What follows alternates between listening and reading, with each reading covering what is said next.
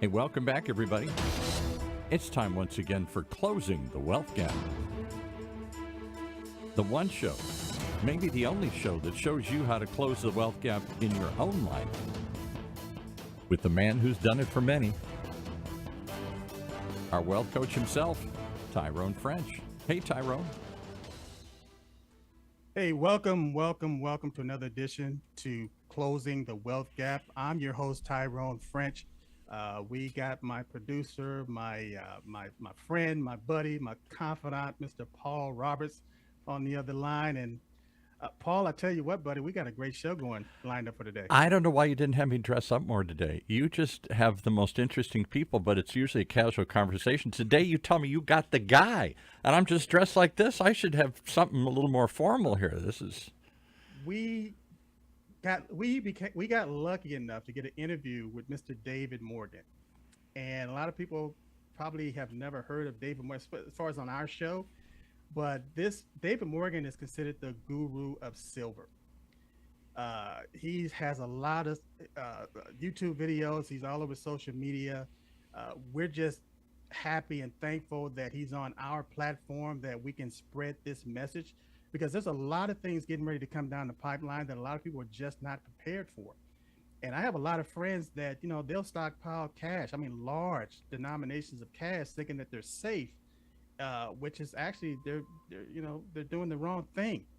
So why is everybody looking at me? That's what I do. You put money aside. I stick it in the mattress. I stick it in the bank. I've got cash to take advantage of something when I need it.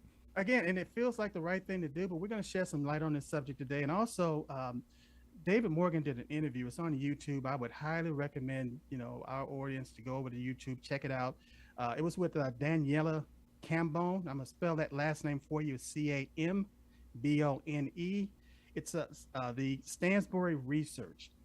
And it got a lot of views. There's a lot of information on there, a lot of good content.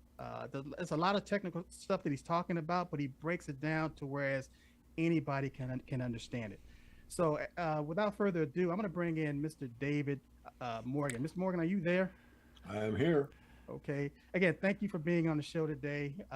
We know your time is valuable, sir. We're going to jump right into it. Again, going back and looking at your expertise and the things that you do, you have this. You also have a newsletter called the Morgan Report. Can you elaborate on that a little bit? Well, the Morning Report is a financial newsletter done independently, and there's a lot of them out there. I was tuned in on the newsletter industry as a very young guy looking for quote unquote the truth. And actually, one of the test pilots on an engine run that we were in the cab waiting for clearance to get in the airplane whipped out this newsletter, started reading. In those days, they were all snail mail. The internet didn't even exist. And I Right. thought, wow, this is the real information. I want the real information. So that's the basis of the newsletter industry. I always wanted to be part of it, and I am, and I have been for the last 23 years. But usually it's a different look at what's going on geopolitically, monetarily, uh, and in many other arenas that you're just not going to get from not only the mainstream news, but a lot of the alternative media, which is very valuable, but a lot of it isn't. So, and there's always these favorites, but that's it. And the idea behind it is to make money in the resource sector. Yes. So it's very specialized. It's not a general stock picking letter. It's more geared toward precious metals and the battery metals, say copper, cobalt, you name it, any natural resource. We're the first in rare earth elements. So I think I said enough, but it's basically a financial newsletter with a different slant on world events with opportunities in resource stocks primarily. So, if they're interested in getting their hands on this resource, how do they find this newsletter? Well, there's two versions. There's one that's on the website, themorganreport.com. You just sign up for the free one, Okay. which mostly is these type of interviews I put out for the public for free. I do occasionally write an article for the public for free. And then there's a premium service, which is the bread and butter of my business, which is again much more in-depth look at the global economy, geopolitics. An article I wrote in the editorial that I wrote in April was named "All Wars Are Bankers' Wars," and I explained that there's a lot more behind the scenes, and the only way to be objective about any war is to follow the money. Right. You see the money is funneled by a banking consortium and they don't care who wins. You got a much better perspective on what's really going on than if you take Right. a side. If people really understood that the capital behind banks and the funders, they're going to win either way, um, people would be more leery or understanding as far as, if you're playing both sides, you can't lose. Right. But the average person, they don't understand capitalism. They don't understand economics. They don't get it. So when I'm telling my audience is that it's a resource to whereas it'll paint a really good picture as far as what's really going on in the world with these wars and everything. So I highly recommend it. And again, just to let people know that, David Morgan, he's a real deal. Now, David, again, I want to bring up something that you said on social media. You were talking about the difference between bailouts and bail-ins. Can you elaborate on that a little bit? Sure. And of course, you can look it up. I mean, the search engine will give you some information as well. Yes. But right now, bailouts is what everyone in the North America is familiar with. And what that is what happened in 2008. Basically, the bailout was that monies were provided by government to take care of and paper over huge mistakes and misallocations of capital and bank failures. And so the money doesn't really come from government. It comes through government because the government has to borrow that money from the banking cartel Yes. in order to fund other banks. So yes. It's sort of a closed loop, but people don't usually think of it that way. Yes. And who's on the tag for it is the taxpayer, because ultimately all debt is supposed to be paid by the tax-paying public, but it can't be because the debt is so enormous. So because it can't be paid, the banks play this game and they borrow ahead, thinking that someday maybe the economy will grow to the point where it can pay off this debt. But at this point, it's impossible. Things that can't go on forever will not. And I want to digress, Tyrone, just for a moment about our opening statement, which I thank you for. But to quote Henry Ford, he said, if people really understood how the financial system works, there would be a revolt by tomorrow morning. Yes. So let that sink in. So back to the bail-in is the opposite, well, it's the opposite name, bail out, in and out are opposites.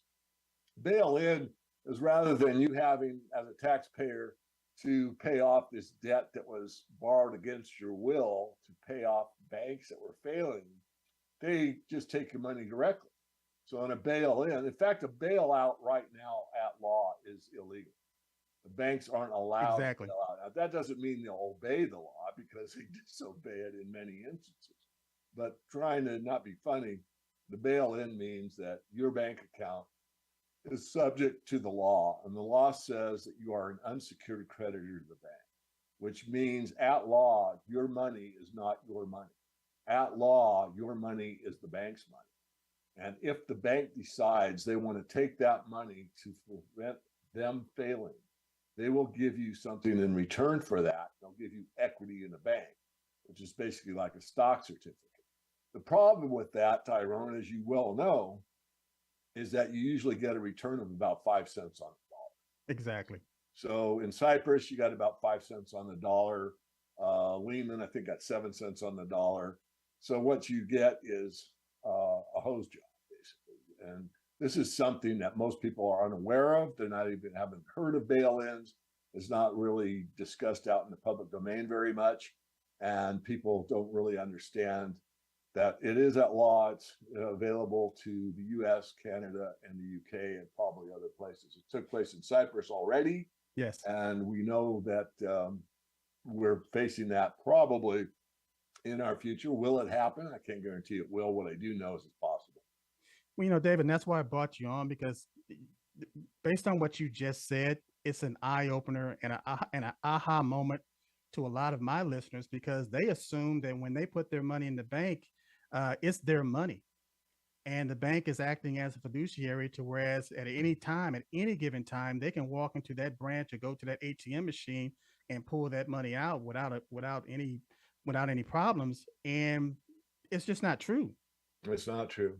Really, if you look at it from a top level view, there's two types of money. There's a debt-based monetary system, which we have now, and there's debt-free money. Debt-free money has no counterparty risk, which means gold and silver. Its value in and of itself, and it doesn't have any counterpart. Exactly. Whereas if you look at the debt-based monetary system we have now, even if you have the most sacrosanct investment that we're taught to believe, like a U.S. Treasury bill, note, or bond, it's the full faith and credit of the United States. Yeah, but all that really means is it can print more of it. So you Absolutely. might put a $10,000 investment into a U.S. bond. It's so safe, and you'll get your 10,000 back. But the 10,000 might only buy you what 5,000 did, 2 years earlier. And, And that's and the track we're on. because of inflation, because of monetary devaluation, and again, people, we we really need to get to the bone, the bare knuckles, as far as what money, the difference between money, or the difference between money and currency. And a lot of people think that they have money when they actually have currency or fiat currency that's not backed by anything. Exactly. I mean, as I said, you've either got money or you've got debt, and debt isn't money. Now, the system is a debt-based system. So you're paying off debt with debt. Exactly. So when you go to the bank and you take out $100 from the ATM machine, that's somebody else's obligation to pay back something of value. But was that value the same as it was when that debt was created? And the answer is no, it's not. No, it's not. And people are struggling financially. Prices are going up, but wages are stagnant.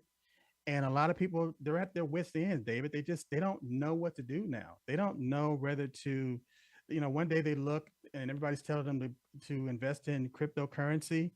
And so they invest in cryptocurrency when it's high, and then all of a sudden the price drop and they lose money. They're told to invest in the stock market, and all of a sudden, one day they look and they lose, they can lose 10, 20, 30, 40, 50% of their value. They're being told to, okay, well, buy real estate.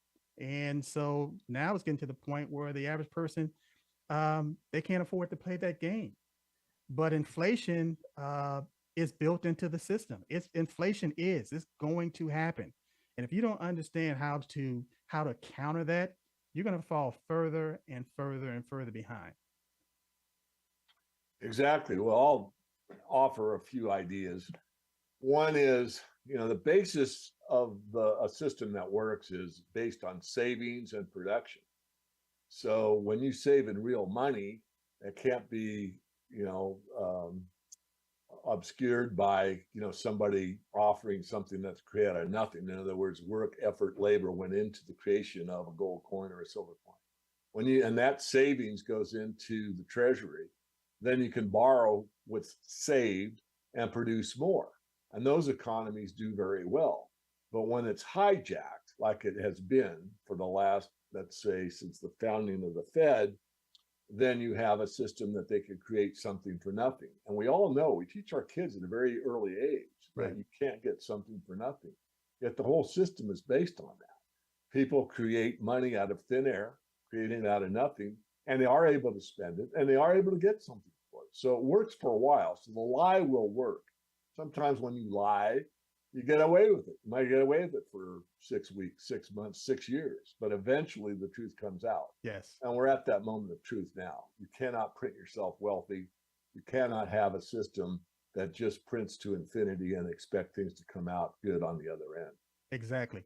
So can you elaborate on, I brought it up a few minutes or a few seconds ago about money, the difference between currency and money. And you are known as the silver guru. Mm-hmm. What is it about silver that you like? To whereas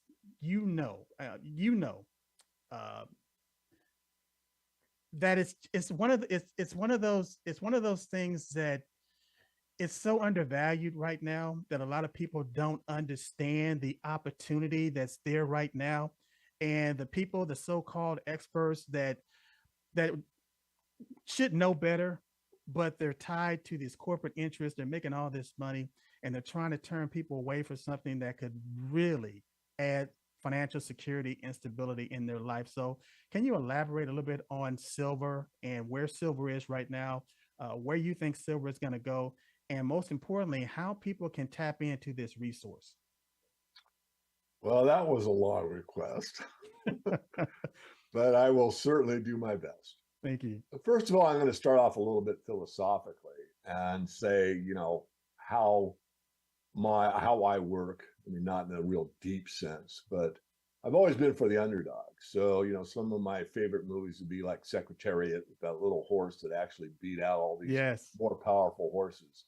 Or Rudy, the movie about the football player. The guy was not the biggest, the strongest, or the baddest, but he had more heart than anybody else. Yes. So I've always been sort of for the underdog. It's just the way I am. And silver is the underdog metal because I agree. really the best opportunities and the best societies that we are aware of, because I'm not sure that even history is given to us accurately, but to the best I can determine, when we were on a silver standard or a bimetallic standard, meaning silver and gold, we had the best prosperity, and it was the most even or fair to every participant, which means everybody on the planet. So silver is the money, or the poor man's gold. It's the money that has been used throughout millennia as the people's money. So there's been more commerce done with the trading of silver coins than gold ever thought of having. People have understood up till the 1900s or so, and even beyond that, that silver was money. And in Yes. fact, the word silver and money is identical in the Romance languages. So, like, for example, argent means money in French. So if you told somebody that silver isn't money, which is often said in the modern era, they don't know what you're talking about. You'd be saying argent isn't argent. How can silver not be silver, or how can silver not be money? Exactly. So the idea is that the bankers want control. And the way that bankers get control is by making a monometallic standard, which is what happened in the 1873 timeframe, where we went from a bimetallic standard to a gold-only standard. And the whole Wizard of Oz is a metaphor for the Eastern establishment going on the yellow brick road to the Emerald City, which is the greenback, to take care of the Lion, the Scarecrow, Dorothy, and basically take over the system, where Right. the people were enslaved, basically. Of course, this is watching the movie, you can get that idea or not, by a banking establishment, the Great Wizard of Oz, coming to the fore. Now, that metaphor showed what happened when silver was taken out of the monetary system. And it caused very big problems for the people, for the underdog. Yes. But it enriched the bankers because they had most of the gold. Yes. So we've been on a de facto gold only standard up until 1933. And then, of course, Roosevelt said, well, gold could be used for settlement internationally, but as U.S. citizens, you can't trade with it. In fact, you can't even own it. You got to Exactly. turn it in and get paid for it. Wasn't really confiscated. They didn't come and take it and not give you anything in return. They gave you the going rate at the time, which is $20 for a Yes. gold piece, and then they changed the value and moved it to 35. So the other part of it is knowledge, and people are not knowledgeable about monetary history. And they don't realize, as we said earlier, there's two types of money. There's a debt-based system and there's debt-free money. Silver is the most debt-free money that exists. And the reason being is the I bankers agree. really don't have much of it. The bankers agree. have a lot of gold and have been net gold buyers since 2011. Basically, since the financial crisis of 2008, banks have wised up and started hoarding more and more gold, but you'll never hear that on the mainstream financial channel. Exactly. And silver is something that the people could actually take the power, because silver is not only needed as money, it's needed in industry Yes. to a great deal. So it's like a stock buyback program, which, Tyrone, you're very familiar with. But if I had a XYZ company and I was buying back 50% of my shares every year, I would be strengthening the stock price. And Yes. that's basically a metaphor for silver, because 50% of the silver supply that comes out of the ground each year is bought up and used by industry, Yes. Yes. allowing only the other 50% for silverware, silver jewelry, and money. I like that. I like that. I also give an example where, let's say back in 1965, you decided you want to buy a brand new car. And let's say that car was going to cost you about $2,500. Well, you could walk into the dealership with $2,500 because at the time it was backed by silver, and buy that brand new car. Or you could have had uh, 2,500 1-ounce silver coins. Fast forward today, you cannot walk into a dealership with $2,500 and expect to buy a brand new car. But if you had 2,500 1-ounce silver 1-ounce silver coins, you could possibly buy 2 cars. Why? Because it maintains its future purchasing power. And a lot of people don't understand that. They don't understand. It's like insurance. I'm a licensed insurance agent, state of California. What I do is I insure risk. So because I'm insuring that risk, when somebody passes away, that money goes to the family income tax free because it's not an investment. It's a tool for risk management. And again, we call it insurance. But in my opinion, precious metals, it's my insurance. It's my insurance on my future purchasing power. And because I understand that, and I took the time to educate myself and become knowledgeable as far as, what my criteria are, what my, based on my family and my responsibilities, I just want to make sure that ensure that I insured my future purchasing power. And one of the ways that I do it, and I don't put all of my resources in precious metals. I don't put it all in silver, but there's a large percentage of it that's in there. And again, the reason I do it is to ensure the future purchasing power of my money. Yeah, I'll just add on to that. I think it's very, you said it very well. But, if you want to start off as a, new person working or someone that's worked for a while and finally they're able to save a little bit, you want to save in money and you can invest the rest. So what's the right amount? I don't know, it varies, but 10% is usually a pretty good point. So if you're able to save, let's just make up a low number, $100 a month, then maybe 10 of that should go to silver and gold, or silver to start with. And then the other 90% could be put into debt instruments if you want. I mean, you can play the game of real estate, stocks, bonds, ETFs, futures, options, and all this Exactly. derivative markets if you Exactly. wish. But those days are ending, as you outlined at the beginning. And as they continue to crumble, in some areas real estate will go up, and I understand all of that. And there'll be certain stocks that go up. I mean, look at the oil sector. But overall, there is a big shift between things we need and things we want. And the things we want are usually bought on credit. I want that big house, I'll take out a mortgage. I want that fancy car, I'll take out a car loan. Right. I want that education, I'll take out a student loan. I want that dress now, I'll put it on a credit card. So all of that funny money, I call it, is going to disintegrate over time. And it's becoming more and more rapid as we speak. And the real money will adjust to it. Now, I know gold and silver aren't performing as expected at this point in time because there's usually a lag. And the lag is, how do you perceive it? So let's just take a little trip down a thought experiment. If you weren't in the US based system, you were in the United Kingdom, you'd see gold at an all-time high. How about that cat's meow? Or what about any other currency other than the US dollar? You'd see gold performing quite well. So when you hear everyone say gold's not doing anything, it's a US centric view. Doesn't mean it's invalid. It just means that the dollar is stronger relative to everybody else, because as much as we're printing, these other countries are printing faster than us. And therefore, the race to the bottom, where the currency becomes worthless, is accelerating in all these other countries. And eventually it'll take the dollar down with it. Exactly.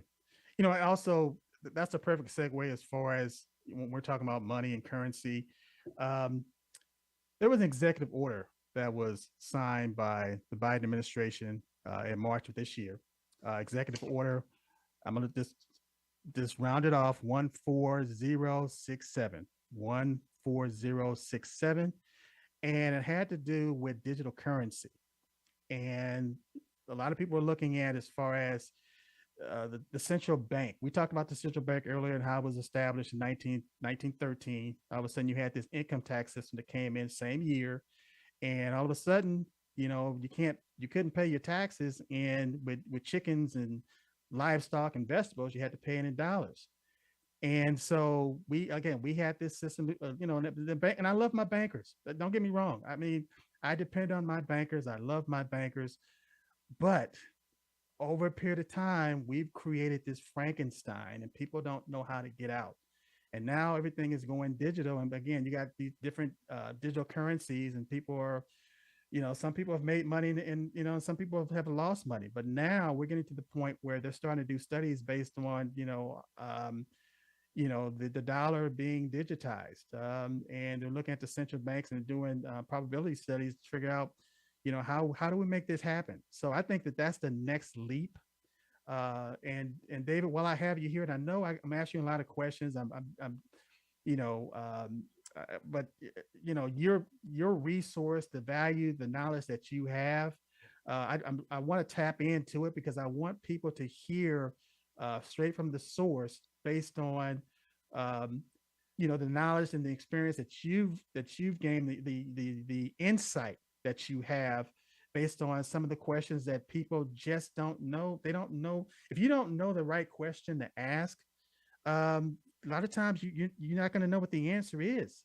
You may have a problem, you may have a situation that you're dealing with, but you don't know the questions to ask to get yourself out of it. And you're here today as this resource to my audience, to my listening audience, closing the wealth gap, to whereas what you bring to the table, the knowledge that you bring to the table, to me is just invaluable. So can you elaborate on this executive order 14067 and just give a taste to my audience just based on what this means to them in the future, just based on digital currency? Sure. Well, let me say a couple things first. One, Tyrone, thank you for having me on your platform.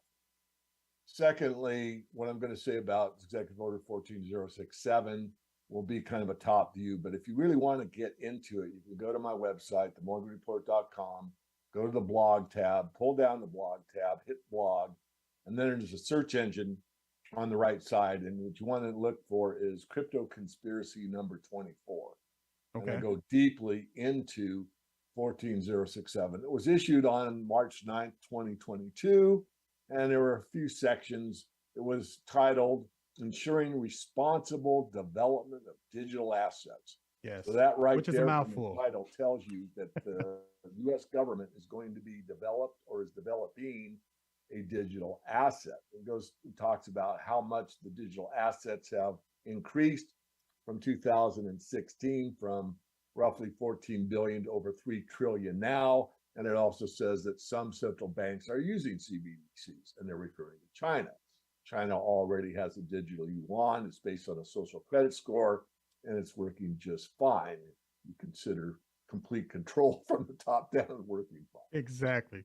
The objectives is the principal policy objective of the United States are as follows: protect consumers, investors, and businesses in the United States. Well, that sounds good, but really you have to flip it because almost anything from the mainstream news is, if you take the 180-degree view, you have a more accurate take.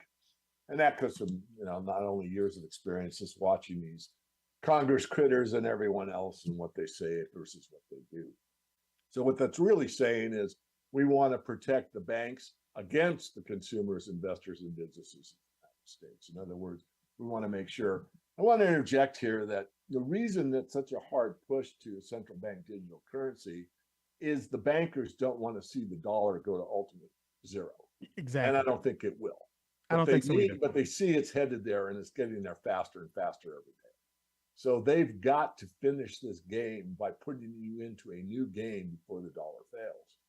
And there could be some financial messiah that comes along and makes a transition that's really relatively pain-free, that gives a way out of the current system and promises, the Holy Grail to everyone.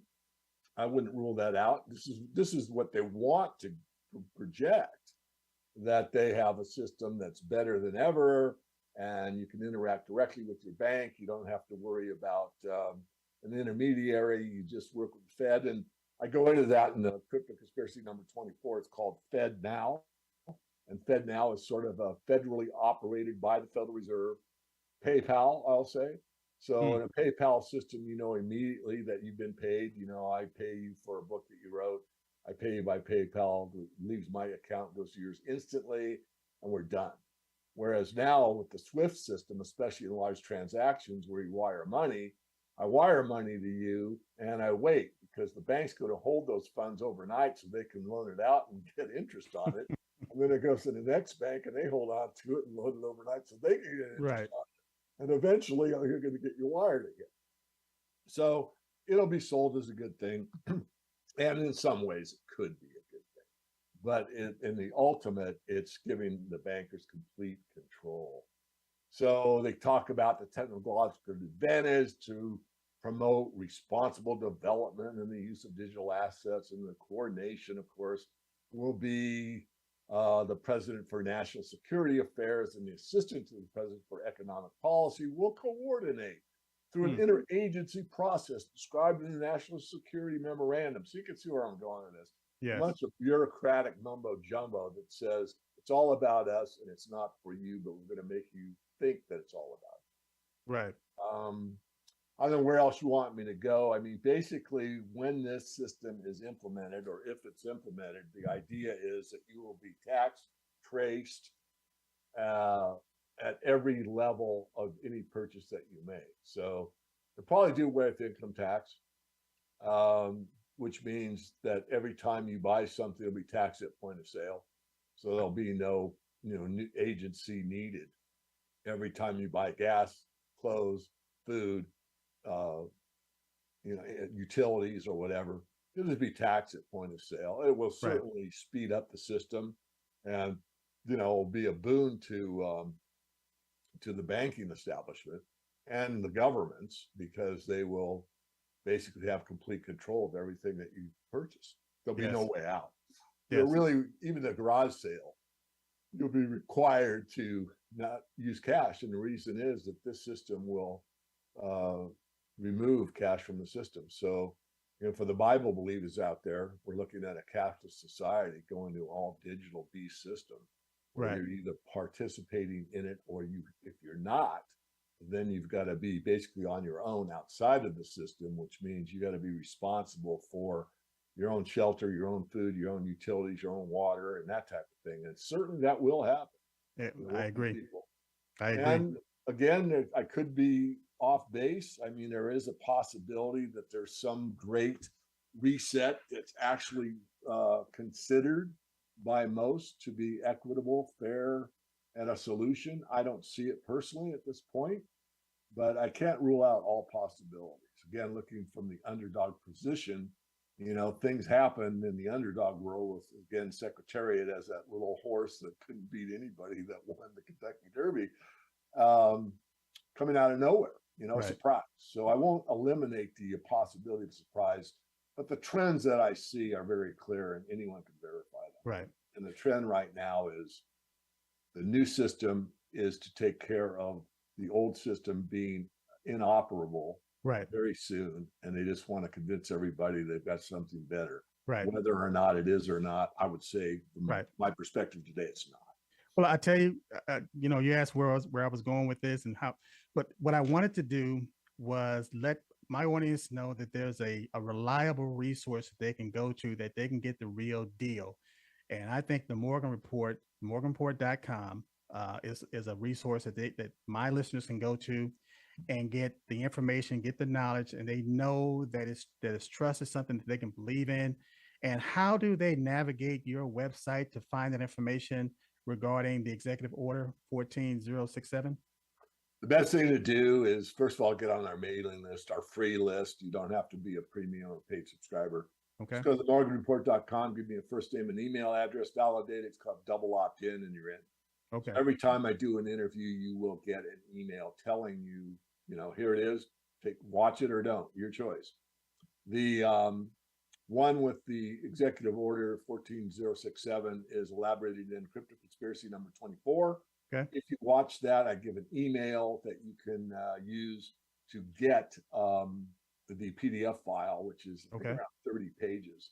That goes into depth. You can print it out or not, read it on your screen. Very important knowledge about where the system is going and what this 14067 2022 and other mandates and points of law, I'll call it, Okay. are pushing the public, and many people don't know or are unaware and don't realize Exactly. they're being Exactly. sucked into what I'll call the B system. Exactly. Well, I tell you what, David, thank you for taking the time out of your busy schedule to be a part of Closing the Wealth Gap, to share your knowledge, your information. And I'm going to drive people to your website because, again, you're just, the resource that you have. I go to your website. I pull information off when that, because I don't, it's a difference between having information out there that you can rely on versus having information on there that's sketchy. And I rely on your information, especially when it comes to the precious metals. And I appreciate you for being here. And, Mr. Paul Roberts, are you still there? I am. Wait a minute. I'm still writing stuff down here. Okay. Getting all the sites and everything here. One quick question before you wrap up here. Why are we so illiterate about precious metals? We all know that gold and silver are precious, but I don't know anybody out there other than sophisticated people like yourself and Tyrone that really understand how to invest in it, how to own it, how the market works, anything. Well, Paul, it's just a narrative. It's a narrative that people have been fed into and that they believe and they repeat it over and over again, and they discount it and discard it. But again, what I want to do on this show is just, we want to change that narrative. We want to give people different alternatives to things that work, things that work. And it's not sexy. And that's the thing. They want right now. They want the large returns and everything. When people really, wealthy people understand that the compound interest, things compound over time. And, a lot of times slow and steady wins the race. Well, you've been anything but slow and steady. I've been writing as fast as I could here today. It's like a fire hose coming at me, and I hope we'll have him back and hear more, because I think it's a market people are fascinated with, but they know nothing about it, and therefore they avoid it. We're going to get a lot of feedback on this show. And again, hopefully we'll bring David back on to do a follow-up. But again, people are going to go to his website. They're going to pull that report, and they're going to have a lot of questions. So we're going to be here as a conduit to ask those questions and to drive people to the Morgan Report. And I want people to go to closingthewealthgap.net, closingthewealthgap.net. The podcast is there. All of our podcasts are there, but I want you to click on that follow sign. If you want to support this podcast, you want to keep it going, just hit follow. Also, there's a sign on there if you want to contribute to this website. We'd be more than happy to receive that. But we're going to keep this train rolling because, again, we're going to keep on bringing guests on like Mr. David Morgan that are experts in their field, that they truly, they're for the people. They're for the underdog. And they want you to have this information because, again, we got to close this wealth gap, because the alternative is, the whole system falls apart, and we don't want that. And when I talk about the system, I'm talking about your personal economy. Forget about the macro economy and people looking at the big picture and all these things. No, you need to focus on your economy. That's the most important economy that you're ever going to deal with. And again, Paul, thank you for producing this show. David, thank you for being here again. And we're just going to keep this train rolling. We're going to keep it going. Okay, we're going to keep exploring these stories and more right here on Closing the Wealth Gap. That's our show for this week. Closing the Wealth Gap. The one show, the only show that shows you how to take control of your financial future. Right here in Orange County's only community radio station, OCTalkRadio.net.